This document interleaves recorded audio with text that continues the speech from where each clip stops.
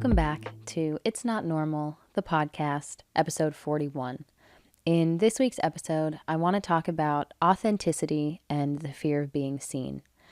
I had an experience this past weekend that sort of coincided with me picking back up adult children of emotionally immature parents. And I'm currently on chapter 9, and the title of this chapter is How It Feels to Live Free of Roles and Fantasies. And it just sort of felt like this experience that I had this past weekend was sort of like a manifestation of a lot of what I had been reading. And it was really cool to experience those feelings in real life.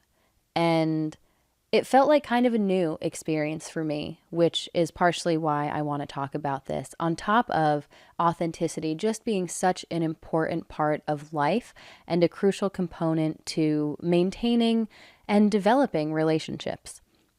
So I was out this weekend with a couple of friends from different parts of my life, and I found myself in the moment being really mindful, feeling really present, and feeling like my true self.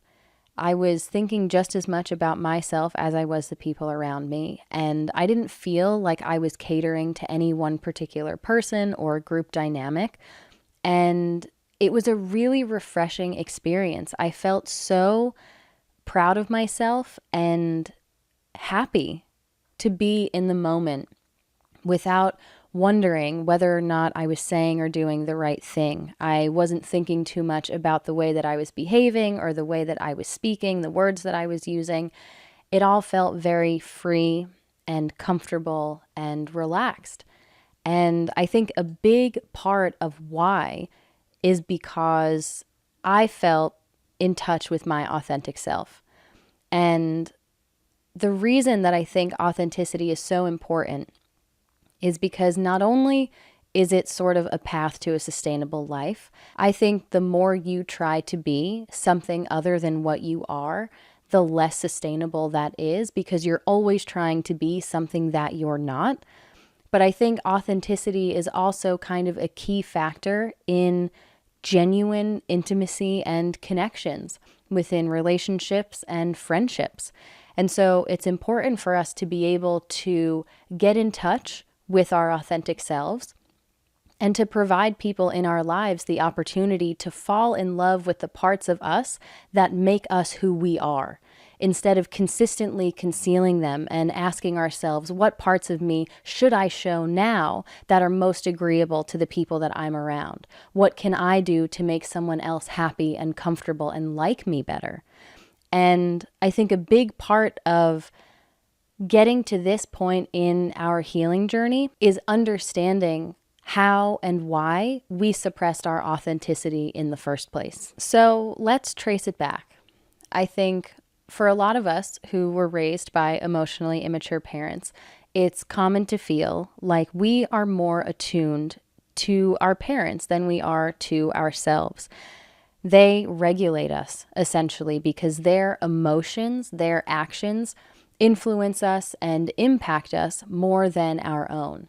And so I know for me throughout my childhood, I felt like I always had to be happy. I always had to be aware.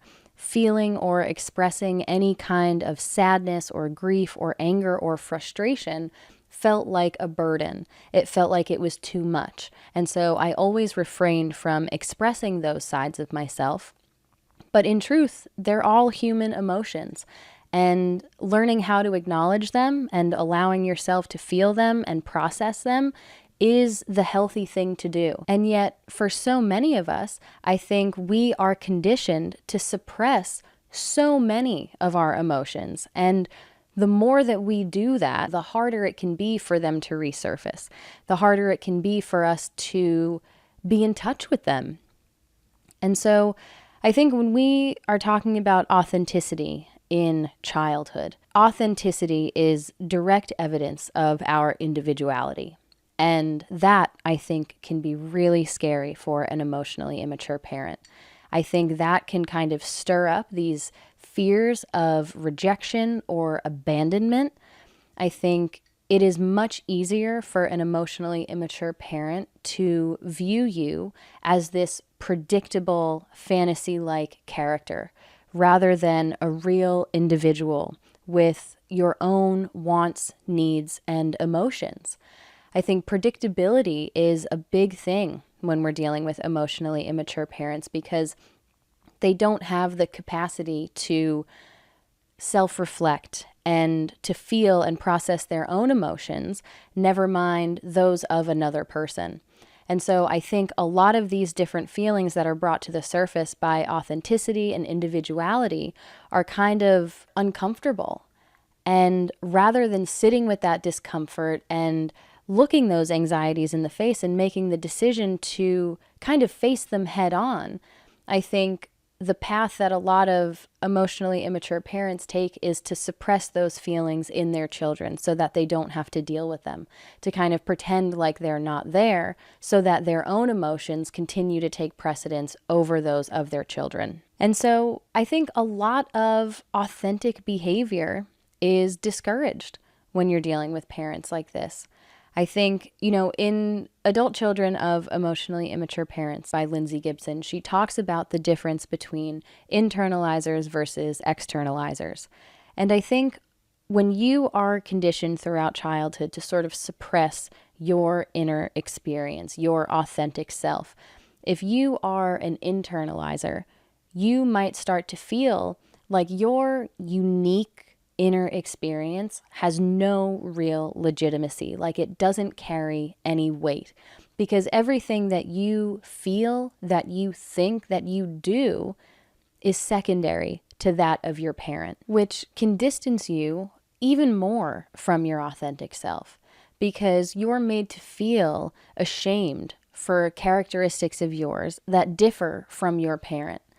And that can be anything from specific interests of yours, whether it's a band that you like or an artist that you like, all the way down to very basic, raw human emotion, like enthusiasm and spontaneity, anger, grief, sadness.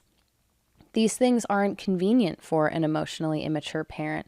I think they are much harder to control. And so instead, behaviors and feelings like self-doubt and blind obedience, uncertainty, those are the things that are accepted, desired, preferred even by an emotionally immature parent. And I think one of the reasons that these behaviors are more favorable to them is because if you don't feel grounded, if you consistently question yourself, if you are always taking other people's thoughts and feelings into consideration before your own, you're never asking for help, it can be much harder for you to develop these other parts of you that make you feel like an individual, that make you feel grounded and confident. And I think you can be much easier to manipulate when you embody these behaviors, this self-doubt, this self-neglect, this sort of blind obedience. They're all very self-defeating characteristics. And I think with that, it sort of does some of the job for an emotionally immature parent for them, because you're already sort of distanced from your authentic self.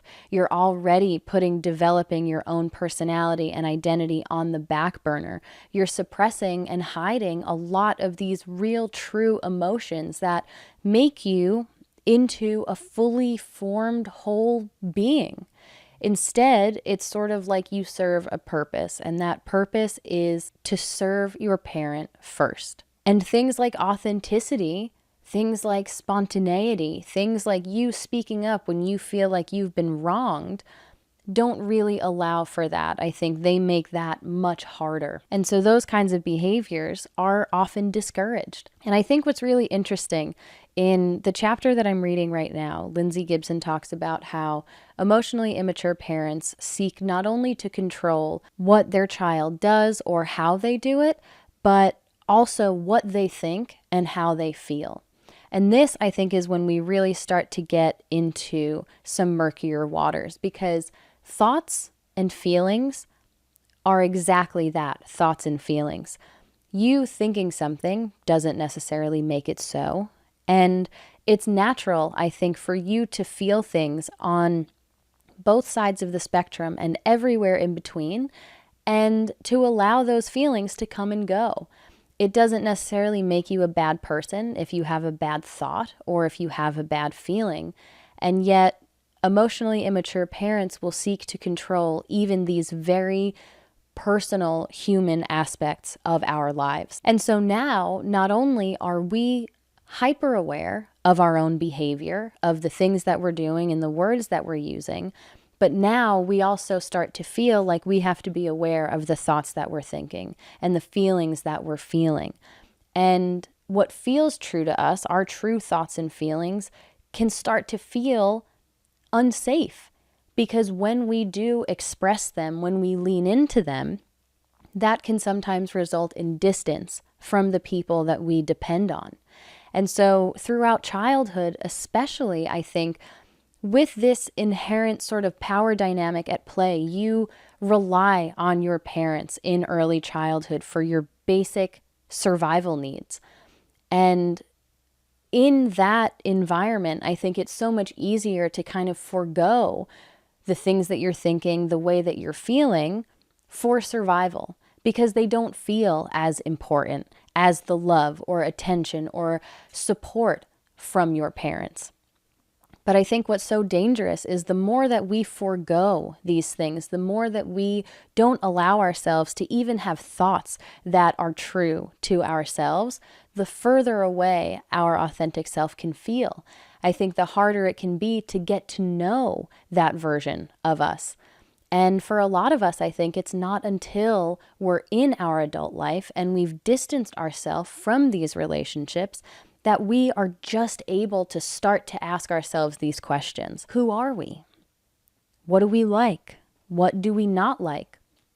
And then we can start the process of systematically sort of letting go of all of the guilt that's associated with not being the person that we've always been, and learning and evolving and kind of getting to know ourselves in a new way. It can be so scary, I think, to allow yourself to show an authentic version of yourself to other people, when for so much of your life, the people who were supposed to be your most solid support system, sort of your biggest cheerleaders, were putting you down for the things that make you you. They were kind of criticizing all of these different aspects of your personality, of your identity, that weren't convenient for them, that made it more difficult for them to control you and to manipulate you. And I think that can result in this wall being up consistently, no matter who you're around, because it doesn't feel safe to allow those parts of you to show. Never mind the fact that you may not even be in touch with those parts of yourself yet. That in and of itself is a journey. It's a process of getting to know yourself, which takes time, and it can be really challenging. It's not something that's going to happen overnight. I think it all starts, though, with us allowing ourselves the space to discover who we are. And from there, letting go of the fear of being seen. I think for so many of us, it's common throughout childhood to develop this perfectionism, this hypervigilance, where not only do we feel like we always have to be on, like we always have to be aware and agreeable, but we're also so fearful of making mistakes, because everything that's going on already is enough. And we don't want to be the ones to add to the stress or to the tension of a situation. And so we're thinking about everything that we're saying. We're thinking about everything that we're doing before we say or do it, to make sure that it's just right, to minimize the possibility of anything ever going wrong. And the truth of the matter is, this is something that I have learned that at times is uncomfortable. Life is messy. And there are going to be times when you learn by doing, by making mistakes. Sometimes you have to do the wrong thing so that you know what the right thing is. And it can be so challenging to allow yourself that freedom and to free yourself of the expectations, not only that you think others have for you, but also the ones that you have for yourself. It is such a profound relief, I think, to allow yourself to be human and to make mistakes, to not always be perfect, and to let all of these different sides of yourself show. Because authenticity, I think, again, it's what leads to genuine connection. And I know even in my life, there are people whose imperfections and flaws and quirks, silly things that they say or do, are what make me love them so much. And I would be so upset if they felt like they had to conceal those things from me because it made them less agreeable, or because they thought that I wouldn't receive them well. You know, I did an entire episode quite some time ago now on expectations and managing expectations, both of other people and of ourselves. That's episode 12 of It's Not Normal, if you want to check that out. And we also did one, episode 32, called Your Human is Showing. And I think that kind of goes hand in hand with a lot of what we're talking about in this week's episode, because to be authentic is to be human, I think. And things like making mistakes and having these silly, weird quirks or these specific interests all tie into that. And I think the reason that I wanted to talk about this week is because this past weekend was one of the first times that I truly felt in touch with my authentic self, from how I was acting in the moment and the amount of mental energy that I was expending on other people, all the way down to the clothes that I was wearing, the outfit that I picked out, and how I styled my hair. It felt so true to me, and I felt so comfortable, and I felt so lucky to be at a point in my healing journey where I have an idea of who my authentic self is. And I feel like there are moments when I feel really connected to her. And I think the more I experience moments like that, the more motivation I have to continue to get to know that person. And I think when I'm around other people and this authentic version of myself is present and is being accepted and welcomed and encouraged, I think it makes it that much easier for me to kind of tear down this wall with other people in my life. Because, you know, it's part of the process of letting go of expectations and understanding that not everyone in your life is going to like you or love you or show up for you. Your personalities might not mesh, and that's okay. I think when you're raised by an emotionally immature parent, nothing is more important than being agreeable, than being this predictable fantasy character that they view you as. And it is so easy to seamlessly sort of integrate that same way of thinking into every other relationship in your life. Because on the surface, you're being rewarded for it with friendship, with love, with being included. And yet, there can be times, I know there have been in my life, when I was around people, but I didn't feel fulfilled. I didn't feel that camaraderie. And the difference, I think, when you allow yourself to be authentic and to let all of these different parts of yourself show, is that when the people around you are accepting of that, you feel so fulfilled. You feel proud of who you are and comfortable to kind of lean into those things even more. And, you know, just in saying it out loud, it's so clear to me why an emotionally immature parent would discourage behavior that kind of lends you to feeling this way. Because when you feel grounded and confident in who you are, not only does it encourage you to kind of do those things more and to become more in touch with yourself, but I think it's also it's sort of a gateway to you fostering healthy relationships. And a healthy relationship is one that is free of control and manipulation.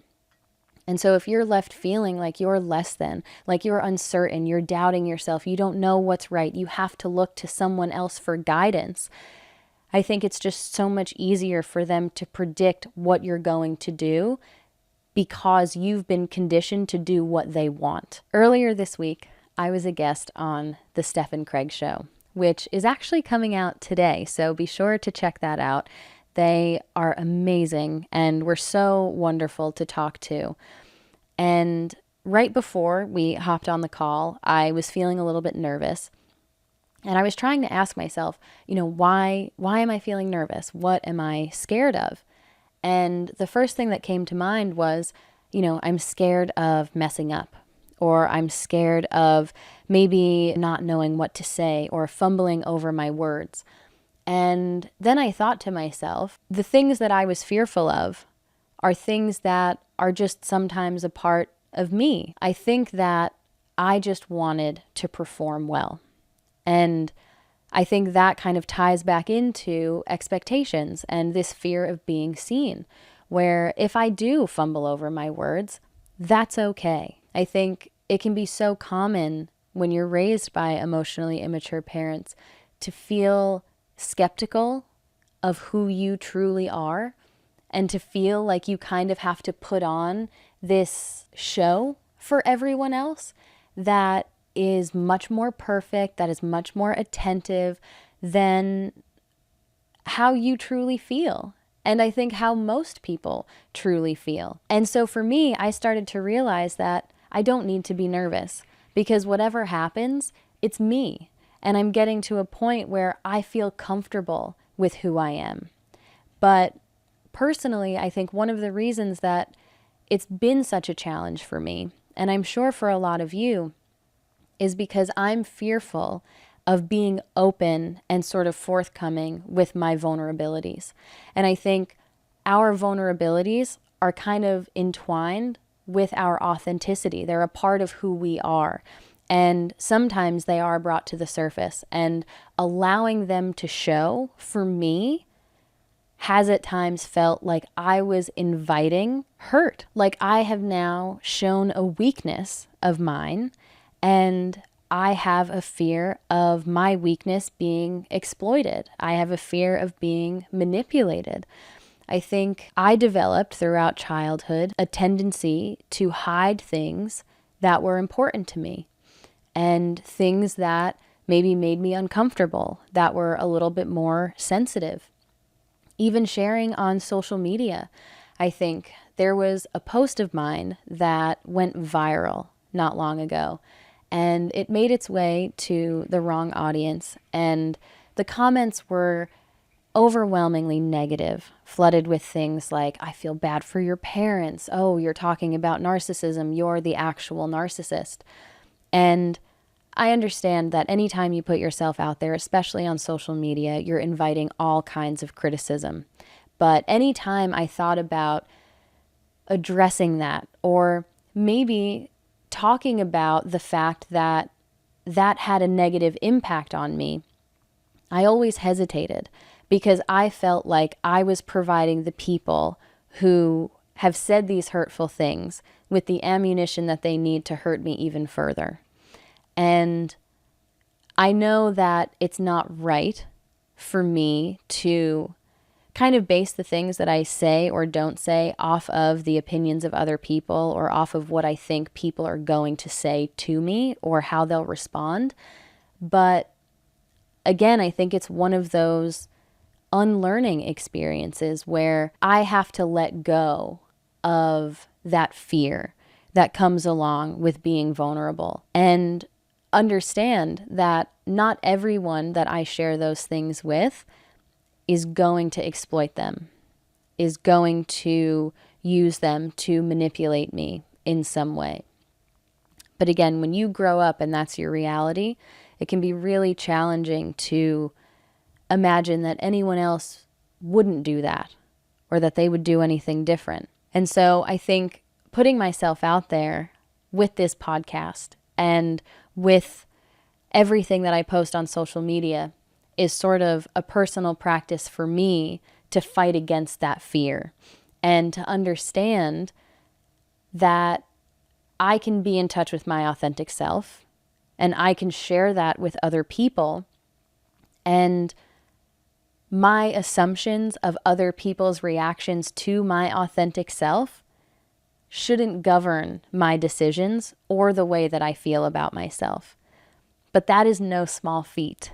I think that is why doing this podcast and being a part of this community on social media has been so challenging, but also so helpful for me. I think it has made me stronger in a lot of ways, and it's made me feel more in touch with my authentic self. And for that, I feel really grateful.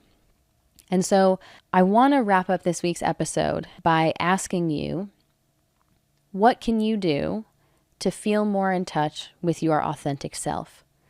And I want to invite you to be mindful, not only when you're on your own, but also during different social interactions with different people in your life, friends, family, a partner, sort of these different group dynamics. If you can catch yourself in the moment, take a minute and ask yourself, do I feel like I am being authentic?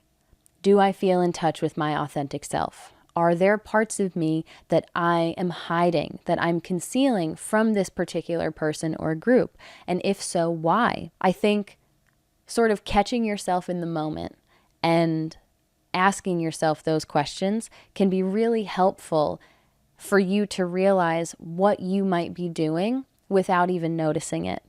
And I think it can be one of those situations where when you ask yourself these questions, if you don't feel like you're being your true, authentic self, you can kind of test the waters. You can sort of push your boundaries here and say, okay, let me try and do this.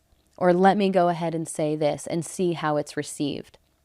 It's sort of a practice. And from there, I think it'll become clear to you who the people in your life are who love you unconditionally, who want you to sing loud in the car and dance when you're out and embrace all of the silliness and the quirks that you have, and who the people in your life are who feel uncomfortable by those things, who would kind of make you feel silly or bad for doing those things and embracing those parts of yourself.